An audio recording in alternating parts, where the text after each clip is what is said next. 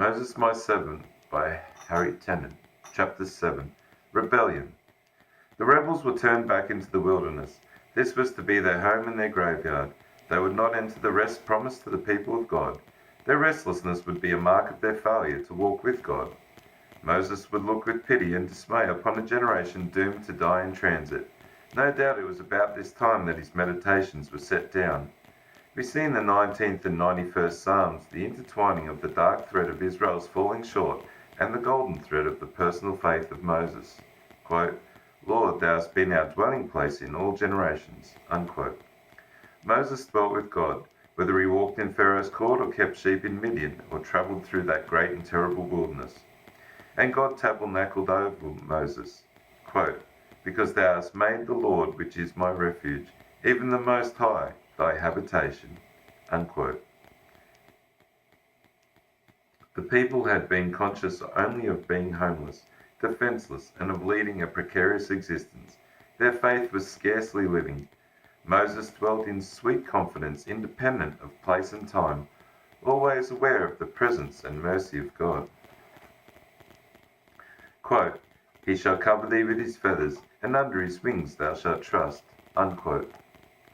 Around him were a people being shepherded to death, following the way that leads to destruction. They had despised the word of the Lord and the counsel of his servant. The night sky did not speak to them of the promises made to Abraham, nor the fiery cloud of God's glory. The daily manna was a mere chore and no witness that, quote, his mercies are new every morning. Unquote. The running water brought no praise from their dry throats. Instead, quote, thou carriest them away as with a flood. They are as asleep. In the morning they are like grass which grows up. In the evening it's cut down and withers. Unquote. This must have occasioned much sorrow of heart to the man who cared for his sheep. However foolish his charges might become, yet they were his sheep, and they were lost in that weary place. Though the Lord would not strike them down by sudden plague, they would have but one end. Whether it came soon or late, they would spend their years as a tale that is told, a finished story. Quote, your fathers did eat manna in the wilderness and are dead. Unquote. They sought not the bread that endures unto eternal life. For Moses this was a deep lesson. Quote, so teach us to number our days that we may apply our hearts unto wisdom. Unquote. Every one of those remaining 37 and a half years would be both a deliverance and a test of faith. For not only the rebels were held back in the wilderness, the faithful had to wait the same length of time. Joshua, Caleb, Moses, and the Levites were detained while the nation perished. This was a trial. Only those who endured unto the end would be saved. The immediate inheritance of the faithful was deferred by 30 to 40 years. It is more than interesting to notice that the 91st Psalm speaks of Christ. The Lord himself brought it to mind in the wilderness. From this he culled the comfort of the words, quote, he shall give his angels charge over thee, unquote, and it became a temptation to presumption. And was not that very sin of which Israel had been guilty when they went up to the battle without the ark of God?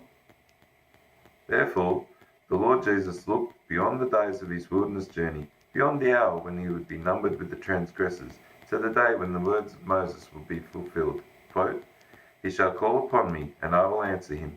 I will be with him in trouble. I will deliver him and honor him. With long life will I satisfy him, and show him my salvation. Unquote. Thus would the Lord of Moses win life and bring deliverance from the wilderness of death for God's people. Thus we who had no hope would find comfort and rest unto our souls. Meanwhile Moses returned to the task of ordering the lives of people both in worship and wandering. The tabernacle would survive the days of transgression and find rest in the Holy Land. It would be a token to the righteous and an assurance to the children of the new generation who would inherit the land. Only the children of the new generation, those who have been born again, will inherit the final blessing. Amidst death in that lonely place where the people wandered, their children were arising, and Moses addressed himself to them in continual instruction by word and ritual. But there were perverse influences at work. The rebellion of Miriam had echoed beyond the circle of Moses, Aaron, Miriam, and the angel. There were others who were jealous of the righteous one. His family had envied him and been rebuked. Now a greater number were to try their strength against the mouthpiece of the Lord. This time the rebels would be a section of the house of Levi in league with some of the princes of the people. We can see the scene. Moses and Aaron were confronted by a company of men comprising Korah and of the Levites, some of the Reubenites, and 250 princes, men of renown. They drew near to the two brothers. It is clear that Aaron had no part in this rebellion. He had learned his lesson and stood firm by his brother's side. But the words he heard were similar to those he and his sister had addressed against Moses some time before. Quote, "You take too much upon you, seeing all the congregation are holy, every one of them, and the Lord is among them. Wherefore you lift yourselves up above the congregation of the Lord." Unquote. How cunningly men can turn the truth upside down.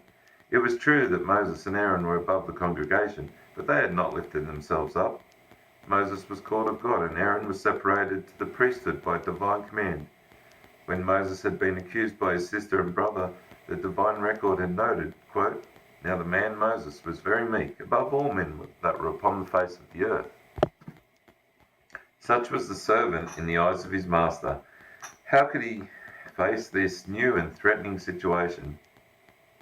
This was an assault upon the priesthood and upon the office of mediator. The Lord's prerogative was being called in question. If the people were anyway holy, and their recent behaviour had been anything but that, it was for one reason only: they were the Lord's possession. Their holiness, even had it been spotless, would have been derived from God, and not from any right or privilege which came of themselves. Their whole means of approach to God was through the priesthood, and by the appointed sacrifices and offerings, and all these were chosen and commanded by God. The presumption of Korah and his company was the folly of Cain and all of his kind. And the names of Korah and Cain are linked in the list of corrupt and perverse men in the book of Jude. What then could Moses do? He was the last man to seek to defend himself, and certainly had no desire to lord it above his fellow Israelites. Moses moved towards the rebels, and, as he had done before when the whole nation had murmured against him, fell down at their feet. Now was their opportunity to take him or end his life. But no one moved. Moses raised himself and spoke, quote, "Even tomorrow the Lord will show you who are his, and who is holy, and will cause him to come near unto him. Even him who he has chosen will he cause to come near unto him." Unquote. The fateful word had been used, quote, "tomorrow," unquote. The very word which Moses had spoken against the obdurate Pharaoh. The word which had sent fear into the hearts of the servants of that monarch. Korah received his instructions from Moses, instructions he could scarcely refuse, since he believed himself and his brethren to be equal to any priest which the Lord had chosen. He was to appear on the following morning with all his company, censers in hand, fire and incense therein, ready to do office before the Lord. They returned to their tents, with Moses' words ringing in their ears, quote, "Hear, I pray you, ye sons of Levi, seemeth it but a small thing unto you that the God of Israel has separated you from the congregation of Israel, to bring you near to himself, and to seek you the priesthood also? And you seek the priesthood also?" Unquote. They were Levites, but the priesthood belonged by divine appointment to the house of Aaron. Korah should be satisfied with his privilege as a Levite, and not seek to meddle in the affairs of the house of Aaron in the house of God. Moses then sent word for the Reubenites to appear before him. But they kept their distance and sent a message to Moses which spoke volumes concerning their resentment and dissatisfaction. Quote, "Is it a small thing that you have brought us up out of the land that flows with milk and honey to kill us in this wilderness, but that thou must needs make thyself altogether a prince over us?" Unquote. Consider the gall in these words. They echoed the rebuke given by Moses to Korah by taking up the phrase, quote, "Seemeth it but a small thing to you?" unquote, but more bitter than that, and mocking God himself with the words, quote, "A land that flows with milk and honey," unquote, but used about Egypt. This was rebellion indeed. Moses was angry and left them in his wrath. He was stung even to telling the Lord that he had, quote, "not taken one ass from them, neither have I hurt one of them," unquote. The morrow dawned. All the people were roused by Korah and his company and brought to the door of the tabernacle. 250 censers sent up their clouds of incense, like smouldering fires from the hearts of hate and envy. Aaron was ready with his censer. All eyes looked for Moses, but they were soon taken by another sign. The glory of the Lord appeared in the cloud, and all Israel knew that the Lord had come to judge. There can be little doubt that the people trembled, but the words of the Lord were more severe than Moses had expected. Quote, "Separate yourselves from this congregation, that I may consume them in a moment. Unquote. In an instant Moses and Aaron were upon their faces before God. The mediator and the priest sought to make atonement by pleading on behalf of their enemies. Quote, "O God, the God of the spirits of all flesh, shall one man sin, and will you be wroth with all of the congregation?" Unquote.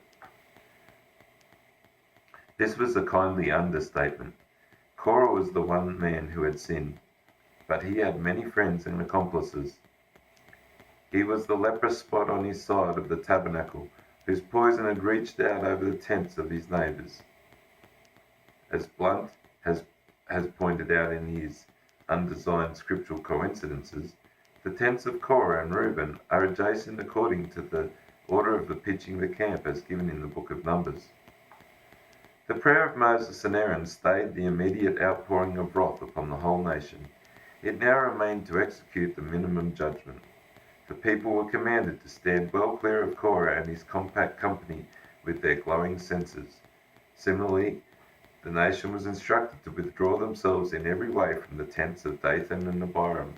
This they did, but Dathan and Abiram stood with their families at the doors of their tents, eyeing Moses. Then in the silence of expectation and apprehension, Moses said, quote, "If these men die the common death of all men, or if they be visited after visitation of all men, then the Lord hath not sent me." Unquote. The words had scarcely ended when the ground opened her mouth and consumed the tents of the rebels of Reuben, leaving nothing behind. It was the work of a moment, and Israel were terror-stricken, running hither and thither, afraid lest the earth should devour them in like manner. Meanwhile, the fire of God smote the 250 with a dreadful burning, and they learned all too late that, quote, "Our God is a consuming fire," unquote. Thus the rebellion was rent asunder, and Israel ran trembling to their tents. The description used by the spirit of the group of rebels is, quote, "the tabernacle of Korah, Dathan, and Abiram," unquote. Did they have their own separate tent in which they intended to worship? We cannot be certain, even though the idea is a tempting one. Obviously their real sin was that, quote, "they envied Moses also in the camp, and Aaron the saint of the Lord," unquote. The brazen censers of the 250 had survived the Holocaust. These were the symbol of their wickedness, all that remained of the vessels of prayers which never rose to the Most High, but became a fence in his nostrils. Moses gave command concerning the censers. Eleazar, the son who had succeeded Aaron and therefore the one whose office was threatened by the upstarts, took the 250 vessels of dishonour and arranged according to the word of the Lord that they should be made into broad plates for the sides of the altar, quote, "a memorial unto the children of Israel, that no stranger, which is not of the seed of Aaron, come near to offer incense before the Lord," unquote. Every priest would see himself reflected in those side plates. Every sinner can see himself reflected from afar.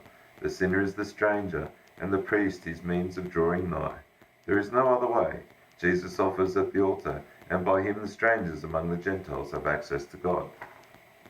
But the events of the day had not brought Israel any nearer to God. If anything, they were further away. By that strange perverseness of faith of which human nature is capable, Israel came forth on the morrow and accused Moses, though it had been obvious to all the work that all of the work had not been his. They accused him of killing the people of the Lord. The words of Korah had lodged in their hearts and had not been purged by the works of God and the prayers of Moses and Aaron. Once again the nation came forth as one man and voiced their complaints against the two brothers. No answering word was spoken. Instead, the pillar of cloud glowed red with the anger of God, and once more the threat of yesterday sounded ominously loud. Quote, "Get up you from this congregation, that I may consume them in a moment." Unquote. Moses and Aaron fell upon their faces in intercession, but the blow had been struck. Already the plague was moving with the swiftness of a stroke among the people. With sudden clarity and wonderful aptness, Moses commanded Aaron to take his incense and censer amid the people. Then Aaron ran to the very spot where the plague was most fierce and stood between the living and the dead. At the command of Moses, he who was priest placed his body in prayer in the path of the plague and, quote, made an atonement for the people, unquote. 14,000 people had died before Aaron performed this work and returned to the door of the tabernacle. This vivid drama of life and death is no more awful than the work of Christ himself. He stayed the plague by his own body and in his own prayers made the atoning intercession. It is in the spirit of the awareness of such a deliverance that Paul says, quote, "If one died for all, then we're all dead." Unquote. How true that is. No man could stay the plague but the anointed of God, and he at dreadful cost to himself. Quote, "He himself bare our infirmities," unquote, has a deeper meaning than taking upon him the earthly physical sufferings of those who were healed in Palestine. He who was free from the plague of sin was taken by death and through it mastered the plague and became the living atonement for the people of God. Israel were chastened, they offered no praise, and there is no recorded word of thankfulness. Aaron, against whom they had spoken, had become their deliverer.